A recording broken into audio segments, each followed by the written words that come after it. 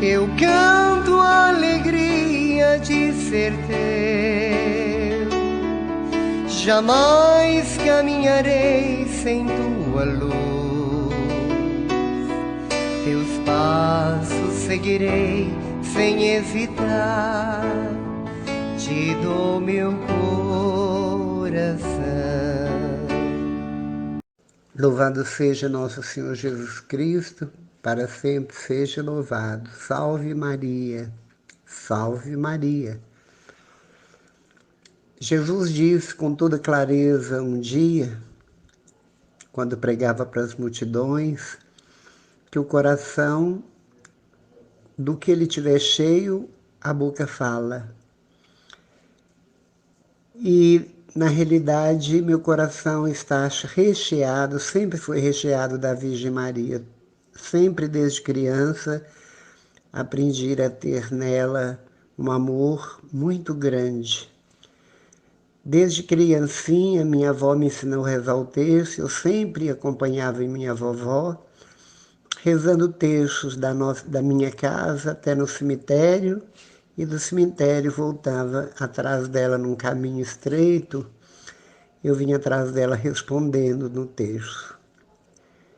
Apanhava flores no campo para levar para Nossa Senhora, mas nem sabia onde que ela estava, na doce inocência. E foi graças a ela que eu tive um encontro pessoal com Jesus, num testemunho que um dia eu posso dar à parte. Ela que me buscou no banco, onde eu estava paralisado quase, e me levou até o altar, e ali eu fui batizado no Espírito e tive o meu impacto com Deus. Foi por intermédio, pela intercessão dela. Porque o ministério da Virgem Maria, a função da Virgem Maria, sempre será promover, provocar encontros das almas dos pecadores com seu Filho Santíssimo. E o que nós vemos de mais impressionante, belíssimo dentro da história da salvação é que quando ela acompanha Jesus em todos os momentos de sua flagelação, da coroação de espinho, ela estava no meio de toda aquela multidão. Alguns eram contra, outros eram a favor, e ela neutra, apenas chorando e tendo espadas fincando em seu coração incessantemente. Quisera ela estar no lugar de Jesus, mas ela sabia, por isso ela não abriu a boca para ofender ninguém, para defender ninguém e nem para se autodefender. Ela não fez um movimento para evitar que o projeto de Deus, que o plano de salvação se executasse, se fosse exercido dentro de um julgamento sangrento, de um sofrimento sangrento, até o Calvário, até ele esvaziar. Começa ele esvaziando do seu sangue, que é a vida, pigmento da vida, desde o Getsemane, o horto, e ele vai derramando o seu sangue por toda a trajetória da condenação, flagelação, traição, prisão, e na subida do Calvário, em todas as estações das quais ele viveu e a Bíblia nos conta, e na cruz, quando ele é pregado, seus membros, as mãos e os pés, coroado de espinho, todo o corpo de Jesus era simplesmente como se fosse uma pintura surrealista, onde havia rabiscos de todas as formas, em todas as direções, num corpo tão santo, tão puro, como numa pintura abstrata ou surrealista. E o sangue correu, e o sangue corria, encharcava a cruz, e o sangue foi se esgotando até que saiu água em vez de sangue, quando na abertura do lado de Jesus. E Maria é que sentiu a dor, porque Jesus já estava morto. E ela recebeu uma punhalada no coração, vendo que o filho, mesmo morto, fizeram tamanha crudelidade com seu filho, saído das suas entranhas. Ela sobe acompanhado das mulheres parentes, amparada por elas pela fragilidade daquele momento, por tudo que ela estava vivendo, ela mal conseguia ficar de pé. Fico pensando quando foi que ela se alimentou a última vez, quando foi que ela saciou a sede a última vez. Mãe não sente nada a não ser a dor quando vive uma realidade como esta, que foi a única. Ela foi a única que presenciou tamanha dor pelo filho e o filho pela mãe. Ela sobe mãe apenas de Jesus e desce mãe de toda a humanidade. Ela desce o Monte Calvário, com a maternidade universal de todos os pecadores. Daí ela ganha também uma autoridade, ela ganha um aval de vir sempre, de tempos em tempos, para avisar, para pedir, para suplicar seus filhos terrenos que rezem e que rezem. Que desagravemos o coração do filho dela, porque eu às vezes pergunto para Jesus, onde que o Senhor sofreu mais e sofre mais? Foi na cruz, na crudelidade, na expressão suprema do seu amor, no desfecho, onde o Senhor dá o grito que rasga o céu, e aquele grito foi a sua maior oração, ou é hoje sentado no trono da glória? Onde está o seu maior dor, seu maior sofrimento? Sinceramente, eu não sei responder. Se a dor foi na cruz ou se a dor é hoje, dele glorificado, governando, sentado no trono e vendo toda a barbárie, toda a sodomia, vendo toda a maldade, todo o egoísmo, toda a sensualidade, toda a mentira, toda a corrupção, todas as idolatrias que o mundo conjuga incessantemente. Rasga-se seu coração, rasga-se o próprio coração da Virgem Maria que sangra. E é um sofrimento que não sabemos quando terá fim. Às vezes pensamos, diante de tanta barbárie que vemos, que Jesus está para voltar, mas nem os anjos do céu sabem. Ele nos diz com toda clareza sobre essa questão. É quando nós menos esperarmos, os sinais estão visíveis demais, evidentes demais, mas nós não sabemos. Deus, ainda na sua paciência, espera a minha conversão, a nossa conversão. Nossa Senhora pede, implora, suplica e vem manifestar suas mensagens a inocentes, analfabetos, a pessoas que são incapazes de dar mensagens de tamanha profundidade, mas sempre batendo na mesma tecla. Rezem, rezem e rezem. Convertam-se. Rezem pela paz. Só pela oração que a paz entrará no mundo. E ela vem repetindo e ecoando suas mensagens, seus pedidos, como uma boa mãe, que sempre repete os mesmos conselhos aos filhos. Por isso, nós que somos católicos, apostólicos, romanos, marianos, devemos a ela uma devoção que é uma hiperdulia, é uma super devoção.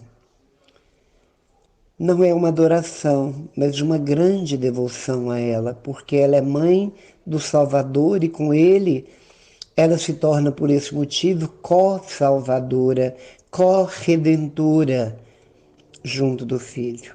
E onde o Filho está, a mãe se faz presença. E onde a mãe está, o Filho se faz presença e o Espírito a cobre, porque ela é o para-raio que atrai atrás de si, onde quer que ela vai, o seu esposo, o Espírito Santo, e promove ali Pentecostes. Por isso, o grupo de oração sem Maria não tem a unção devida. Grupo que não reza a Virgem Maria, nem prega os atos, a história de Maria não tem unção, porque é ela que atrai o Espírito Santo. Por isso nós te pedimos agora, Virgem Mãe de Deus, nós te suplicamos a graça de interceder poderosamente como uma ponte que a Senhora se faz entre a humanidade e seu Filho Jesus. A Senhora tem acesso livre no trono do Pai, do Filho e do Espírito Santo, filha predileta do Pai, mãe do Filho de Deus e esposa do Espírito Santo de Deus. Por isso, a Virgem Maria, dentro da sua tamanha humildade, dentro do tamanho do seu sim, do seu fiat, na curvatura de 380 graus, com a boca no chão, adorando o Pai em espírito e em verdade, disse um sim, um fiat que fez o céu cantar aleluias, porque a salvação estava próxima, porque a Senhora, ó Mãe, se abriu inteira, abriu a mente, engravidou ali de Jesus. Abriu-se inteira, todas as suas celas foram abertas para receber Jesus. Todo o seu corpo, toda a sua mente, todo o seu espírito se abriram para encarnar Jesus. E não houve, não há e nunca haverá nenhuma criatura humana capaz de tamanha façanha, e a Senhora foi eleita e escolhida entre todas as mulheres negras, amarelas, brancas. A Senhora foi a eleita. E por essa eleição a Senhora não se tornou rainha, a Senhora não se envaideceu, ao contrário, humilhou-se, servindo, começou a servir a partir da gravidez, movida pelo Espírito Santo. Por isso te pedimos, ó Virgem Maria, peça ao seu esposo, o Espírito Santo, que ele se derrame sobre a terra na atual situação que nós vivemos. Derrame sobre a igreja que começou e oficializou no cenáculo em Pentecostes e que começou na cruz, quando Jesus adquiriu para nós absolutamente tudo e oficialmente concluiu e oficializou a instituição da igreja, que é a triagem para o céu, em Pentecostes, onde a Senhora se fazia o centro, onde o Espírito Santo desceu sobre sua cabeça como uma coroa de fogo, e do fogo da sua coroa saíam as línguas que repartia e caía e plugava sobre todas as cabeças, e ali o calor, a unção, o céu desceu ali, a vida se fez ali, o nascimento de todas as criaturas que ali estava nasceu ali, o medo foi afugentado ali. Ali nasceu não só os discípulos, os apóstolos, mas nasceu os mártires que passaram a ser os alicerces, molhado do sangue deles, que onde edificou esta igreja, que tem 2000 tantos anos, que as portas do inferno tentam de toda forma, mas não podem contra ela. Com a igreja seremos vencedores, mas porque a Senhora é mãe da igreja. Por isso a Virgem Maria, de modo especial, vem auxiliar todos nós, porque nós estamos caminhando, estamos perseverantes dentro da renovação carismática católica, que um dia inaugurou sobre os jovens de Duquesne e se espalhou por todo o mundo, onde, através desse Pentecoste, deste cenáculo, que é o grupo de oração, é onde surgem as grandes vocações religiosas, sacerdotais, é onde surgem grandes santos, é onde tem tanto conjugação do verbo amar, é onde passamos a conhecer Jesus através da Bíblia, tão esquecida por tantos, mas tão lembradas e exigidas pelo Espírito Santo, e nós obedecemos humildemente, buscando nas linhas, buscando nas letras, buscando no capítulo e versículo, conhecer cada vez mais o perfil amoroso do Pai e conhecer o coração rasgado de Jesus. E, enfim, tudo que a história da salvação nos traz através deste veículo fantástico, que é mais do que um livro, é mais do que uma biblioteca, é uma pessoa chamada Jesus Cristo. Nós te pedimos, ó Virgem Maria, porque acreditamos que ninguém ficou decepcionado ao te pedir, inteiramente cheio do Espírito Santo e não foi ouvido. A Senhora é aquela que provoca milagres. A Senhora é aquela que promove transformações. É a Senhora que leva almas para Jesus. É a Senhora que é a rainha dos grupos dos homens, do texto dos homens, onde milhares de homens afastados há meio século ou mais da igreja retomaram o caminho, confessando depois de décadas e décadas, onde muitas conversões se dão, onde a Senhora é a menor objeto dentro de um espaço tão imenso que é as igrejas, porque a Senhora é a pequenina notável. A Senhora é a pequenina que resolve. A Senhora é a pequenina que faz, que realiza, no silêncio, na sutileza, mas na fé sóbria, na fé carismática, na fé expectante, na fé que é exemplo. A Senhora é revestida, foi revestida da fé.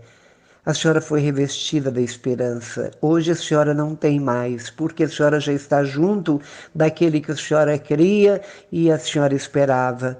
Hoje a Senhora está nos altares, a Senhora está nos corações, a Senhora está em todo lugar, porque Deus te deu essa onipresença para acudir seus filhos nos perigos, nas horas incertas, duvidosas, assim como a Senhora tem me ajudado, intercedendo, pedindo, mediando, buscando nas providências divinas de Deus que tudo pode, o auxílio material, o auxílio espiritual, o auxílio de toda sorte e natureza. E nós somos muito mal agradecidos. Obrigado, Mãe. Obrigado pelo seu papel, que é indispensável para nós. Não conseguiríamos viver e sobreviver sem as suas mediações, porque a Senhora é isenta do pecado e nós somos pecadores. Por isso a Senhora fala por nós, a Senhora nos representa como advogada de todos os pecadores. Ó Mãe Santa, ó Mãe Pura, ó Mãe inviolável, ó vaso honorífico, ó Nossa Senhora do Perpétuo Socorro, socorrei-nos, socorrei a renovação, os movimentos da Igreja, socorrei os padres, o clero, socorrei o seminarista, provoque por misericórdia mais vocações religiosas, sacerdotais. Nós te pedimos, ó Virgem Maria, vem guardar os grupos de oração, vem nos privar de tudo que possa nos levar para o inferno, dai-nos autenticidade cristã. Amém. Louvado seja nosso Senhor Jesus Cristo, para sempre seja louvado. Salve Maria, salve ó Maria. Estivemos unidos e reunidos estaremos sempre ao redor da mesa eucarística. será sempre em nome do Pai, em nome do Filho e em nome do Espírito Santo. Amém. Salve Regina, Mater Misericordiae, vita dulcedo, espes nostra salve. A te clamamos, exsuli Filii Eve, a te suspiramos, gementes et flentes, in ac lacrimarum vale. Eia ergo, advogada nostra, illos tuos misericordes oculus a nos converte. Et lesum benedictus fructus ventri tui, nobis pos hoc auxilio ostende. O clemens, o pia, o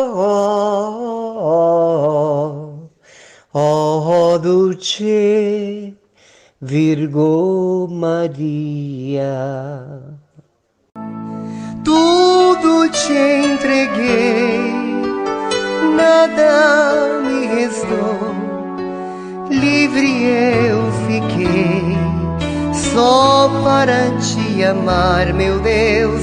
Tudo me pediste, eu nada te neguei, e hoje sou feliz assim, tenho a ti, meu Deus.